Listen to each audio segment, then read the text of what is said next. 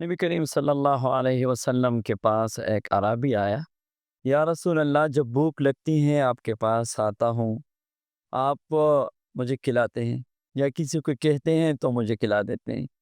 اگر آپ موجود نہ ہو اور مجھے بھوک لگ گئی، میرے پاس کچھ نہ ہو تو کیا کروں گا؟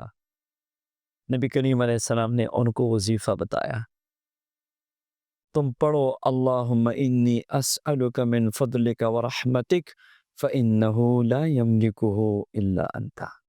یہ دعا پڑھا کرو، اللہ پاک روزی نصیب فرمائیں گے۔ تو یہ فراخ رزق کی، غیب سے روزی کے لیے کتنی پیاری دعا ہے۔ اللہم انی اسألک من فضلک ورحمتک فإنہ لا یملکہ الا انت۔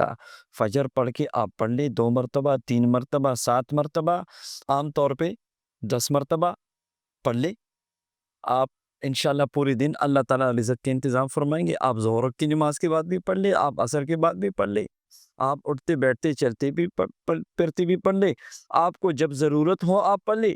اس دعا کی برکتیں ہی برکتیں ہیں، غیب سے روزی کا انتظام ہوگا آپ کے لیے۔